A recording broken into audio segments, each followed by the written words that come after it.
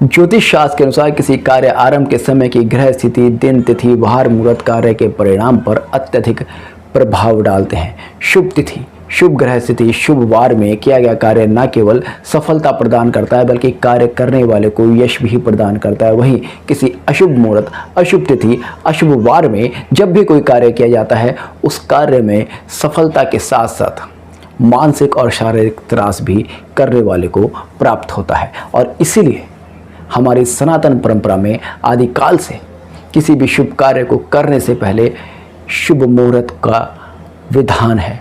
हमारी सनातन परंपरा में विवाह हो, गृह प्रवेश हो अथवा किसी भी बड़े कार्य का आरंभ करना हो, सभी से पहले शुभ मुहूर्त का चयन करना चलन में है। आगामी 9 जून को हमारे देश के यशस्वी प्रधानमंत्री श्री नरेंद्र मोदी जी तीसरी बार देश के प्रधानमंत्री पद की शपथ लेने जा रहे हैं। आज के इस वीडियो में हम 9 जून की ग्रह स्थिति व मुहूर्त आदि का विश्लेषण करेंगे कि 9 जून को बनने वाली ग्रह स्थिति व मुहूर्त प्रधानमंत्री श्री नरेंद्र मोदी जी के अगले 5 वर्षों के कार्यकाल पर किस तरह का प्रभाव डालने वाले हैं, किस तरह का प्रभाव एनडीए की सरकार पर आने वाला है। क्या यह गठबंधन 5 साल तक सरवाइव कर पाएगा या बीच में ही यह गठबंधन टूट जाएगा। टीवी चैनल्स के माध्यम से प्राप्त खबरों के अनुसार 9 जून शाम 6 बजे वृश्चिक लगन में श्री प्रधानमंत्री नरेंद्र मोदी जी तीसरी बार प्रधानमंत्री पद की शपथ लेने वाले हैं। अब क्योंकि लग्न में वृश्चिक राशि उदय हो रही है जो कि एक स्थिर राशि है, तो कहा जा सकता है कि यह लग्न अपने आप में प्रधानमंत्री पद की शपथ लेने के लिए, किसी भी ऐसे कार्य को करने के लिए जिसकी अवधि लंबी हो, स्थिरता के लिए अत्यधिक शुभ है। किंतु आप यहां देखेंगे लग्नेश इस कुंडली के 6ठे भाव में बैठे। ज्योतिष शास्त्र कहता है कि जब भी लग्नेश 6ठे भाव में बैठे तो ऐसे में लग्न की ताकत कम हो जाती है। लग्न की ताकत कम होने के फलस्वरूप कार्य की सफलता पर एक संदेह आ जाता है। किंतु यहां पर लग्नेश स्वराशि भी है, तो ऐसे में ये तो कहा जा सकता है कि लग्नेश कमजोर नहीं हो रहे, किंतु 6ठा भाव क्योंकि शत्रु का है, तो ऐसे में कहीं ना कहीं प्रधानमंत्री नरेंद्र मोदी जी अगले 5 वर्ष तक अपने शत्रुओं द्वारा किसी ना किसी प्रकार से परेशान रहेंगे। वहीं मंगल 6ठे भाव में बैठकर, क्योंकि बली हो जाते हैं, मंगल 6ठे भाव में बैठकर क्योंकि रिस्क लेने की कैपेबिलिटी इंसान को अत्यधिक देते हैं, तो यहाँ पर यह कहा जा सकता है कि अगले 5 वर्ष तक मोदी जी बहुत ही आक्रामकता के साथ न केवल शासन करने वाले हैं बल्कि कुछ ऐसे महत्वपूर्ण निर्णय भी ले सकते हैं जो कि अपने आप में किसी बड़े रिस्क को दिखाते हैं। ऐसे निर्णय जो कि उनकी सरकार पर भी कोई बड़ा रिस्क पैदा कर सकते हैं। एनडीए सरकार गठबंधन की सरकार है, क्योंकि बीजेपी पूर्ण बहुमत नहीं जुटा पाई, तो ऐसे में बीजेपी को अपने सहयोगी दलों के साथ सरकार बनानी पड़ रही है। तो ऐसे में इस कुंडली के सप्तम भाव और सप्तमेश का विश्लेषण अपने आप में अत्यधिक महत्वपूर्ण हो जाता है। अगर आप देखेंगे सप्तम भाव में सप्तमेश शुक्र स्वराशि होकर बैठे, सप्तमेश का स्वराशि होना यह दिखाता है कि अगले 5 वर्ष मोदी जी को अपने सहयोगी दलों का पूर्ण समर्थन प्राप्त रहेगा। किंतु क्योंकि मंगल यहां पर लग्नेश होकर खुद से 6th हाउस में बैठे हैं और पंचम भाव में राहु बैठे हैं, चतुर्थ भाव में शनि बैठे हैं। आप देखेंगे 4, 5 और 6 इन 3 भावों में, लगातार 3 भावों में एक दूसरे के शत्रु ग्रह बैठे हैं, शनि, राहु, मंगल। तो ऐसे में मोदी जी की रिस्क लेने की कैपेबिलिटी, रिस्क लेने की टेंडेंसी और उनकी कार्यशैली इस गठबंधन की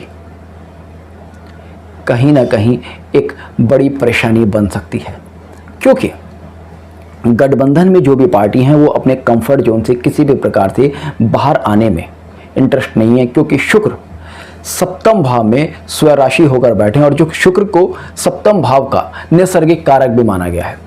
तो ऐसे में ज्योतिष शास्त्र का एक नियम है कि अपनी ही राशि में अगर कोई ग्रह कारक भाव में बैठ जाए तो वहां पर वो अपने फलों में कहीं ना कहीं क्षय करने की कोशिश करता है या इतने ज़्यादा कंफर्ट में आ जाता है कि उसमें कुछ करने की इच्छा ही नहीं रहती।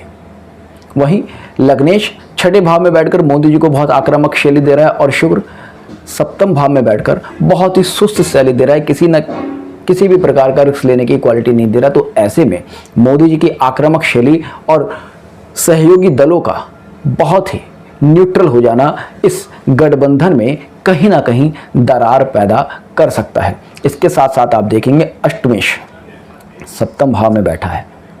यहाँ पर अष्टमेश बुध सप्तम भाव में बैठकर इस गठबंधन में कहीं ना कहीं दरार डालने की कोशिश करेंगे, क्योंकि अष्टम भाव मृत्यु का भाव होता है। इस गठबंधन की मृत्यु अष्टम भाव और द्वादश भाव के माध्यम से देखी जाएगी। शुक्र यहाँ पर सप्तमेश भी है, द्वादश भी है और बुध यहाँ पर अष्टमेश होकर सप्तम भाव में बैठे हैं, जो गठबंधन के भाव में बैठे हैं। तो ऐसे में ये दिखाता है कि मोदी जी बहुत आक्रामक होकर कार्य करेंगे और उनके सहयोगी दल कहीं ना कहीं उस आक्रामकता के कारण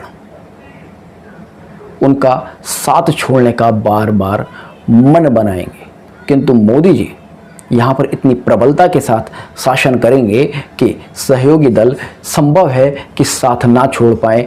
अगर मोदी जी खुद से ही इस लोकसभा को भंग करना चाहें तो निश्चित तौर पर भंग करने के योग बनेंगे, क्योंकि चतुर्थ, पंचम और छठे भाव में एक ग्रह युद्ध की स्थिति बनी हुई है।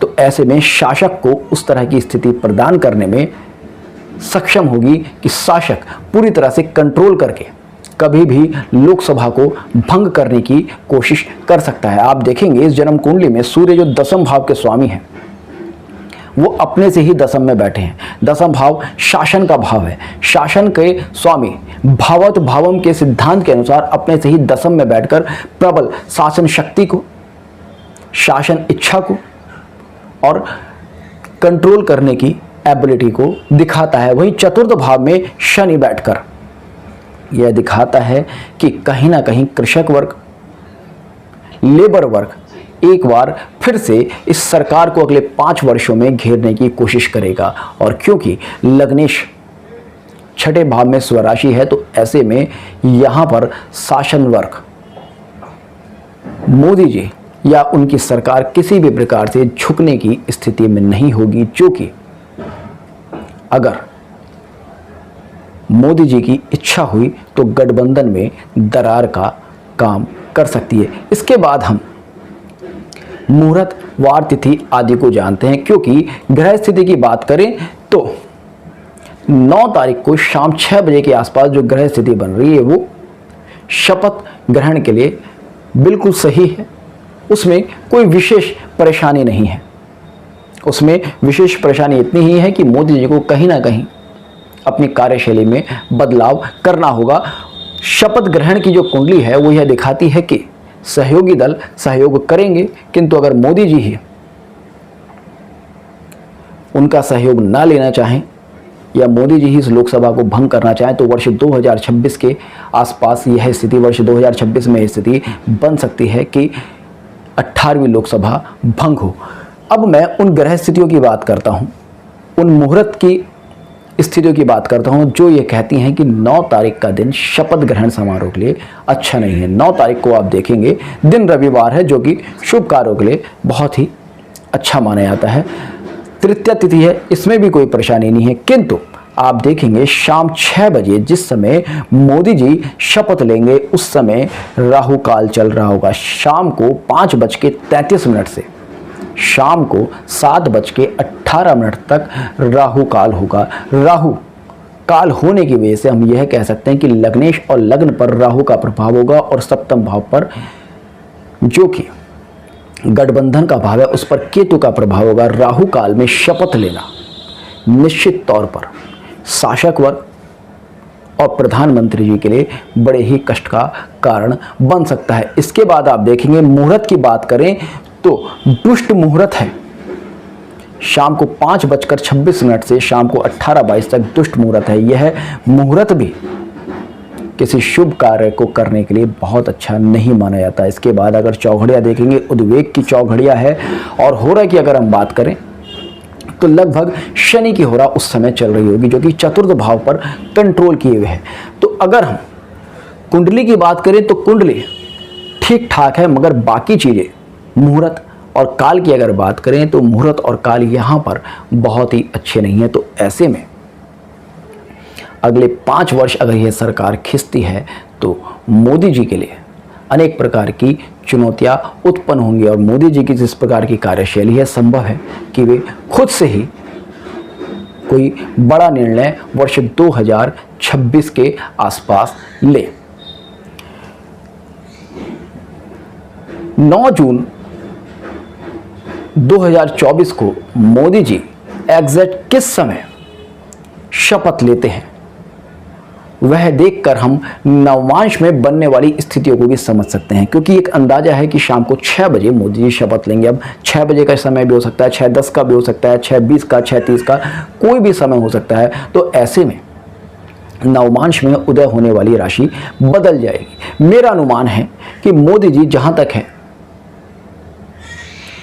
6:10 के आसपास शपथ लेंगे, क्योंकि स्थिर नवमांश में शपथ लेना किसी भी राजनेता के लिए अच्छा माना जाता है, किसी भी सरकार की स्थिरता के लिए अच्छा माना जाता है। बाकी मोदी जी एग्जैक्टली किस समय शपथ लेते हैं, उस समय एग्जैक्टली क्या हो रहा है, क्या नवमांश उदय हो रहा है, उसको जानकर समझकर मैं मोदी जी के शपथ ग्रहण के समारोह की समाप्ति के बाद आपके साथ एक वीडियो ज़रूर शेयर करूंगा। तो होपफुली आपको आज का ये वीडियो पसंद आया होगा। तो जुड़ेगा अष्टसूत्र के साथ, मिलते हैं नेक्स्ट वीडियो में। तब तक के लिए जय हिंद, जय भारत।